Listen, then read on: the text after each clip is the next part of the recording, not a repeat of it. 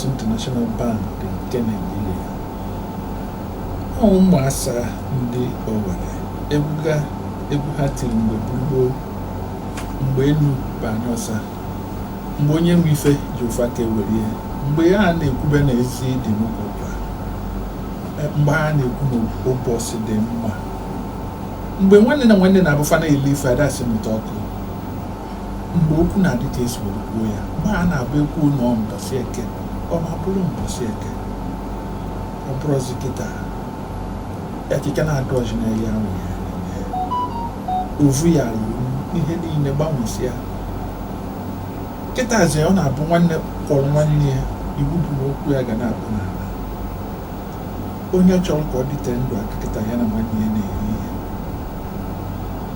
ọ ga-eje bute ọkụ bụ ọkụ ka o wee nwee ike malụ mgbe ọ dara na ha abịala ya ogbebere ya bụ ọmarịcha egwu ka anyị ji wee na-ebido mmemme anyị nke izu ụka mgbe akpọkpọtọ na-eji wee na-agba n'igwe efi mgbe anyị ji agwa onye na-asụ nsụ na ọ na-asụ nsụ mgbe anyị ji anọ n'ukwu kwuo na ọ na-eme ajị ndụ wee na-asị gị bụ onye ma na-ege anyị ntị nnọọ n'Enugu State Broadcasting Service eke nwe ọhịa ma ọ dara ihe gbasara mgbasa ozi ebe okwu na-adaba gbawa ndị ọ na-agbọbụ na faka ekwurie ime na ọha na eze aka nga ụnụ amago na ọ dara ana n'ihe gbasara nke bụ eziokwu ọ bụrụ sọsọ Igwe maka na onye nwoke Jonathan Agbo ọ na-esokarị wee na-abịa Jonathan nke na onye ma na-ege anyị ntị ndị ọma na-ege anyị ntị anyị ekene unu anyị na-asịkwa onye ọbụla bute ochie ha bịakwa azụ maka na anyị esie ka esi esie ọ dị otu a ịfụ na ọkụ onye si wee dị erichara ụkwajuo maka mmiri anyị nụgo ka ndị Oreta Brothers na gwa anyị si na ụwa bụ ofu mbịa ya na onye ri ọjị ya kwa anya ndị ahịa anyị bụ na ọ ga-aka mma anyị kene ndị ọma na-ege anyị ntị maka na Enugu State Broadcasting Service zuru ka eme oge aha anyị ji ekwu nke bụ eziokwu ọkacha n'ihe anyị na-ahụ ọkacha n'ihe na-eme n'Enugu steeti anyị ekele onye ọbụla ebe ekene ka anyị bido n'ikenegodo ndị Economic and Financial Crimes Commission ndị a na-akpọ EFCC maka na Wednesday nke a bụ nya ka ndị ọcha na-akpọ dị yesterday ya ka ha nọ na ọfịs ha dị n'Abuja wee welu akara ngwa 14 bụ ngwongwo bụ ihe ndị Enugu steeti aranyere n'aka federal gọọmenti wee nyechizie ya to Enugu steeti gọọmenti site n'ayịyọ gọvanọ Peter Mba na yo federal gọọmenti ka ha mekeno ka arapụlụ Enugu steeti properties ha ka ama ma ọ ga-aba n'abalị ha n'ife maka na mgbe onye isi ndị EFCC bụ chairman ha bụ Mr. Ola Olukoyede na-ebulu ngwongwo ndị a niile wee na-ebunye His Excellency yesterday na corporate headquarters nke dị n'Abuja o si nọ site na ayịyọ gọvanọ yo ị ga-ama na ngwongwo ndị a na-ekwu okwu ya bụ ngwongwo a na-alụ na 2007 ya bụ bido na 2007 ka ihe a kwesịrị ịbụ nke Enugu steeti gọọmenti mana ndị federal gọọmenti jidere ya mana kịta site na ayịyọ gọvanọ yo arapụgolu ndị Enugu steeti gọọmenti ngwongwo ndị ahụ dị 14 ọ gbasatara ọtụtụ ihe ma ụlọ ma transmitting station ma ọtụtụ ihe buru ibu maka na mgbe the chairman bụ Mr. Ola na-ekwu okwu, ọ sị na site n'ayịyọ gọvanọ yo na ọzọkwasị bụ na the president bụ Bola Ahmed Tinubu nwere obi aṅụrị na ụdị ụlọọgwụ pụrụ iche gọvanọ Mba na-agba mbọ ịlụ n'Enugu steeti. O wee na-ekwu na ngwongwo ndị gbasara ụlọọgwụ arapụrụ tinyezie n'aka Enugu steeti gọọmenti na ọ ga-enyere Mba aka ime ihe o zuru uche. Jonathan nwanne m nwoke, ọkụ na-aghọta Igwe ma Rainbow Neto ma Cosmo ma ọtụtụ ụlọ dị iche iche, ọtụtụ ihe mmadụ 14 federal gọọmenti confiscate bụ ihe asị nọ nke ndị Enugu steeti. Ya ka Mba yọrọ prezidenti, ịma na asị na nwaanyị Ileọma na di ada jụrụ ya nri, Ileọma ka ejuru ya aga n'okwu. Ọ bụrụ weta aka ka anyị zọọ ya. Ihe niile kwa diplomasi, ịghọtago diplomasi. Ndị be anyị si na-eji nga aka atinye aka n'ọnụ, ịghọtago. Onye malụkwuo amalụsa ya, mana amara ekwu na-evute amala asa. Arapụgolu gọọmenti Enugu steeti ihe ndị a niile. Ma ọ bụ na m na-amụta ezigbo nwa obi ruo ya ya na ndị Enugu steeti mụtara ezigbo nwa site n'ịtụnyere gọvanọ Peter Mba si ya bịa chịwa. Ụfọdụ ka mbọsị anyị mesịrị program na asị nwoke a bụ gọvanọ Peter Mba na mbọsị m na ya ga-ekwu n'aka na ya ga-agba ya teepu n'obi mara ka obi ya maka ihe ọ na-eme karịrị ahụ ya. Ọ bụ sọ ya bụ onye batara n'ọchịchị. Ọmụgwọ ọtụtụ ndị batara n'ọchịchị onwere ka ha si wee kwuwe okwu ihe ego Enugu steeti. Ego Enugu steeti ka eji goo ya niile. Arọ 17 Kọọ ihe ha niile tọgbọrọ. Arọ 2007 rute 2024. Ya na onye na-anya Afrịka gọvanọ anụmasị ịma na anyị chere niile tosiri ịkwado ya si anyị agaba n'ihu, maka na otu o si eme omume, otu o si eche echiche bụ onye kwadoro ọrụ. Maka onwe ndị ji nga na-arụ ọrụ, nke abụrụ ọgara nke a bụ obi ka o ji arụ ọrụ. O nwekwa ihe gọvanọ kwuru mgbe ọ na-anabata ngwongwo ahụ. O sị na ọ dịkwa mkpa ka emee ka amata na properties ndị a na-ekwu okwu ya na forfeitiri ya to the federal government of Nigeria and not to Enugu state government. Ịghọtago? Site n'obi ọma ya. Site n'ịkpa akpa ka the president, and ọ sị na ya kpata ya ji wee na-ekene the president bụ Bola Tinubu maka ime pọsị na ngwongwo ndị ahịa forfeit to the federal government na asịkwasị nyekwu ya ndị nwe bụ Enugu state government. Ha mere nke ọma maka na ọ bụrụ ezigbo echiche ahụ metara mkpụrụ na onye ka o ji na-ekene steeti ahụ. Mana ka ihe sikwara wee kwụ bụ na onye na-ebukwa na achara n'eziri isi ya, maka na ihe a napụtara bụrụ na o nwere ozi ihe ọ bara onye bukori ya gbahọskwara ndị obodo uru. Mana ifuko ka gọvanọ anyị ji wee pakọ ihe niile mee tụọ ezigbo alụ wee yọwa ha. Ịma na o nwere gọvanọ nke chịrị anyị asị na ọ bụ ewupi gọvanọ mana o ji Abuja mkpịsị akwa ọ nara ihe nata ndị nke ọzọ na-ekoga. Mana onye nke a bụ jee si na-enyi ihe ha chọrọ ewedebanye anya wee merie anya.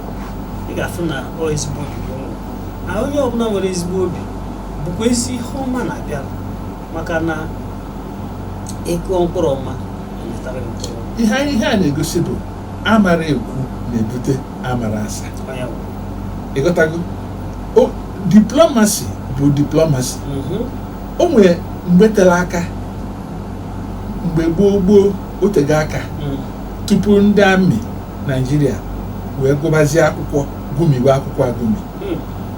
Mgbe a nọchara agha 1970 ọtụtụ ndị amị nọ n'isi mgbe ahụ dịka RSM abụrụ ndị gụrụ oke akwụkwọ. Ịghọtago? Mana ha na ihe ha ma bụ muje. Ịghọtago?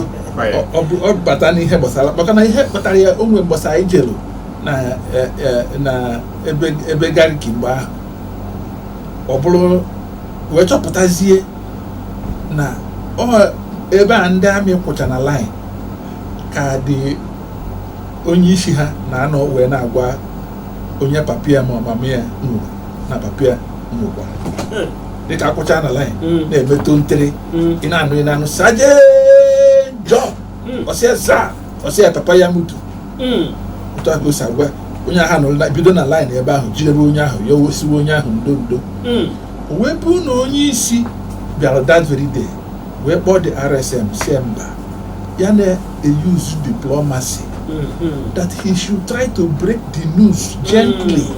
You don't have to tell the person bam. The person can even collapse. Say try to break the news gently. Use diplomacy. Otozi aka papa onye ọzọ nwụọ wee bụ nọ Sergeant Paul. Nwoke apụtazie Sergeant Paul ọsịa come here. Ọzọrọ bịa gbucheri ya ọsịa go back. Gịnị ka ọ na-eme? Trying to break the news gently. Ọ chọrọzi igbe gbawa ọ na-break zie gently. Ịghọtago? Nwoke anachikwa azụ ọ kpọkwa ya again Sergeant Paul ọsịa come here. Ọdụka gbucheri ya ọsịa go back. Not just all the people where the father don't die go to the right. Ndị papa ha nwụrụ niile jee na right. Mana Sergeant Paul nọ n'aka ekpe maka agwabụdo onye na papa ya nwụgo osoro ndị nke papa ha nwụrụ nọ n'aka ekpe ọkpa ya Sergeant Paul ọsịa join them. Ebe a ka ọ nọ ifugo diplomacy ka bụ diplomacy ka o mere apply. Ịghọtago? Mana gọvanọ anyị ji diplomacy wee jee napụta ngwongwo ndị Enugu steeti afọ fiti to federal government. Ngwongwo a na-ekwu okwu abụrụ obere ihe ọkụima na ngwongwo kọsụmụ na etinye na ụlọ ọrụ ma ejiri ebido another radio. Ịmara ebe kọsụmụ na-ejerebe mgbe kọsụmụ nọ n'ọrụ ịmara ihe dịka Rainbow Net na Rainbow Net kwesịrị ị na-compete kịta with MTN na ndị ọzọ. Ịghọtago? Ihe ndị a niile amara ma ọka nwee nke ka dị mma ọ bụ na enwe mana ekene dịgodulu His Excellency na mba ọ gbara maka na ije na nnapụta agụ ihe dị n'ọnụ agụ maka na Government of Enugu State and the federal government are both party. Ha both party. Odrọkụ isi na PDP jenata APC president ụdị ihe dị otu a ọ dịrị isi. So ya bụ na onye ọbụla fụrụ His Excellency bụ dọkịta kwesịrị ị na-ekenye. Mana ọ bụ na ọkịta ka ị ga-ebelụ ntị ịma na ị nọ mma maka na ị na-enweta anyị na Nke Bu Eziokwu na-abịalụ gị site na ụlọ ọrụ Enugu State Broadcasting Service. Gọọmenti nke Enugu steeti amachiela ndị Agbo na Enugu steeti. Jọkwa ntị gị dị ya. Amachigo ọrụ ndị Agbo na moto park. Ihe niile dịka anọkọta mmadụ nọkọta okpochiri moto wolu osisi ma ihe ọbụla wolu kochiri moto na ị ga-eme nke a na ị ga-eme nke a mee nke a mee nke ọzọ. Enwere ezi ụdị ọrụ a na Enugu steeti maka na mgbe the secretary to the state government bụ Prọfesọ Chidebere Onya na agwa ndị stakeholders okwu na Government House nya bụ Wednesday. Ndị stakeholders a na-ekwu okwu ya bụrụkwa ndị obere mmadụ. Ịghọtago? Stakeholders a na-ekwu okwu ya bụ the Commissioner of Police nke a na-aga na-ekwu ably represented by the Deputy Commissioner of Police, Olasoji Akimboye. Yang bụ the chairman. Na the chairman, National Union of Road Transport Workers, Enugu State, bụ Mr. Austin Agbo. Na representatives ndị Road Transport Employees Association of Nigeria, ndị a na-akpọ RTEAN, bụ Mr. Obinna Agbo. Ndị traditional ruler nke ndị Amala Legacy Autonomous Community, Igwe Patrick Eze, na traditional ruler Ibe Agwanike bụ Igwe Emmanuel Ugwu, ha nwabụ ndị nọchitere anya ndị Igwe na Enugu steeti. Ịghọtago? Wee na-eme ka amata na achọrọzi dịka ndị a na-akpụ osisi na-eji echebiri ma ọ gwongworo ma obere moto, ihe ọbụla bụ ndị agboro ị na-enye ndị mmadụ nsogbu na Enugu steeti na achọrọzi ya n'ọdụkụtụ a na Nsụka Enugu steeti. A na-agwa gị Enugu steeti asụrụ na maka na o nwere ndị kpụ osisi na-atụgharị moto ya na ndị afọ ndị ahụ mkpọrọ gọọmenti ozugbo aka kpara ha aka na-aba aghọ ọhụrụ ofu aka. Ịghọtago? Ọrụ ya bụ ọrụ ọma maka na ndị ọ na-afịa arụ bụ ịnwa Naịjirịa banye moto ịbịa a ga-ejide gị n'ọrụ onwekwa ma nne ji anọrọ na moto mana nwere ebe ha na-eji listen, anyị ga-asụ nke a na bekee. Na bekee the secretary to the state government so also the government notes with dismay the reports of the incessant harassment and extortion of motorists and transporters by touts and hoodlums who masquerade as revenue collectors in some parts of the state. Mama moteli. Imana ka bekee Dumeh. Mazeli ka bekee professor gadi. Only ihe dị iche na bekee Dumeh so na Nke Bu Eziokwu na bekee professor bụ the secretary to the state government so. Mana ka o si wee na-adị ya n'ọnụ ka m ji were kọpịta nke a si na m ga-asụ ya. That the government notes with dismay the reports of incessant harassment and extortion of motorists and transporters by touts and hoodlums who masquerade as revenue collectors in some parts of so onye ọbụla efu ụkwụ mgbụrụ kịta na masquerade onwe dịka tout or revenue collector. And then they na-emekwa ihe obi tara mmiri o. Ha na-emekwa na mmadụ ebere. Ya na gọọmenti na-ahụchi ya. Ejiri obi ọcha eme ego extort from mmadụ. Look at extortion. Extortion bụ aka ike mfufu. Ifuru mmadụ ihe. Ha na-ekwekwa ekwe na ọmị wetara ezigbo ego. Ọ bụ obere ego ka a ị ga-eje riri ọfịs. Uche ọfịs. Ọ hụrụ ebe efu ga-eje n'ọfịs. A na-afọ n'ụzọ. Ebe a ka ọfịs nke ejere. Akpa alarụ n'ute. Ebe ọ na-ekpọrọzi evulu gị banye ofulu ka gọọmenti eluzuo taya gị fịọrọ windscreen nwere ha dị ihe ga-efu dị karị ma batrị ihe na-emekwa ya na ekele dị gọọmenti na ọrụ ọma ha maka na ndị mmadụ ataghị afọ ọkacha ebe ọbụla na ọ bụrụ ọtụ sọsọ na Enugu ọba ọ dị ebe niile otu ndị a si eme ihe ha dapụtakwara gọọmenti ụgwọ. Gọọmenti ka na-agwa gị this SSG say all local government areas are to take note and ensure full compliance with this directive. Ka ihe ọzọ ịchọ ọ bụrụ sọsọ Enugu all local government 17 local governments ka enwere n'Enugu steeti a na-asị na all local government areas to take note and ensure full compliance with this directive. Ya bụ na local government nke na-akarị hozie out na-ada iwu gọọmenti ọ họpụta ịghọtago Nke bụ eziokwu ya ọ dị mma ịma na mmemme Nke bụ eziokwu bụ ekwute okwu agbata egwu anyị ekwutugo okwu achọrọ m ime ka ịmata na Satọde na-abịa ga-abụ 27th April na a ga-enwe general sanitation exercise dịka otu o si adị mkpocha na nzacha n'Enugu steeti. Nke a bụ ka o si wee site n'aka ndị Esbs kaba arụ fụ na imere ihe ị kwesịrị ime. Maka ndị a na-ama ụzọ wee na-apụ na Satọde, biko mekwe ka ọ mata na ka ọ rapụ ịbụ onye ji ọkpa jee n'elu onye ụgbọ, maka na ịma ụzọ pụọ ma ba n'aka ndị esụọma. I no follow. Come on, I no follow Baraga. Yes. And the court say na ignorance. Abure schools na law. We have no abure schools na law. That I pabatale anakama ka ama ọgwụ mmiri tupu ọ na-ezo. Saturday na-abịa onye apụ na bie ganye n'ọkụ elekere nke 10 n'ụtụtụ.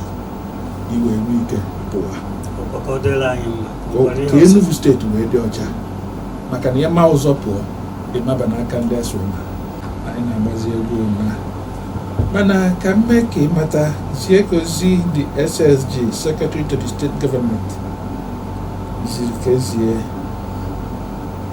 Prọfesọ Chidebere Onye o mere ka amata na Enugu steeti ka o si dị kịta na-eme verification for next of kin NOK maka deceased pensioners. Yotago ọ bụ na onye nke gị na pension nọ nabago, mana ọgụ maka eji wee mee next of kin NOK. Enugu State Government bido tata bụ Thursday 25th April ganye n'oruo Friday April 26th a ga-eme verification n'Enugu South Local Government Headquarters. Gbakọrọ ngwongwo niile ị kwesịrị iji wee jee ebe ahụ. Information ị kwesịrị iji wee jee bụ ihe mere gị next of kin, full name gị, account details gị, bank verification number BVN, valid accessible email, residential address na phone number, letter of administration from Ministry of Justice, pension authorization, national identity number NIN or voters card. Ọ bụrụ na ijiri NIN wete voters card gị, ijide passport photograph mere gị next of kin, ije nwụọ affidavit affirming the statute na ọgụnwa bụ next of kin, wetezie death certificate, burial poster na burial program onye ibu next of kin ya, na bank statement of the deceased pensioner account detailing transactions from the date of death until the current date. Ijire ihe ndị a niile jee n'Enugu South tata na echi a confirm oge ewere ego kwesịrị ekwu onye ahụ bụ pensioner ahụ gwara ahụ kwụnyere gị dịka gị nwapụ next of kin. Abụfuro mbọ Enugu steeti na-agba. Ọ ga-adịkwa mma ịkpọgharịa ya. Ọ ga-abụzi onye ji ntị, onye nụrụ ya gwazie ndị ọzọ, maka na oge abụrụzi nwanne mmadụ. Anyị na-agbazi egwu na anyị ozughị ka ikele ndị ọma gere anyị ntị ka anyị ike anyị ekele site n'ige anyị ntị, udo dịrị onye ọbụla gere anyị ntị, chọrọ onye na-ege anyị, maka na oge ọzọ anyị nụrụ ga-amarịkwa ya izuụka na-abịa. Anyị nwoke Jonathan Agbo, anyị na-ekene Victor Nnaji bụ onye chere anyị ọkụ n'iru, na-ayọzi onye nwoke Balomi Eze ka onye anyị egwu anyị ga-eji wee na ụwa chiga na-emezi ka ịmata na ọ ka bụkwa onye ọ na-abụ n'oge oji abụ n'olu na omume ovulu mbụ n'obodo ovu Dumeh Nnamokoh. Ana m asị gị ka Tọzdee na-abịa ka ga-abụkwa Tọzdee, na-asị gị deme maka ige ntị. Ụwa chiga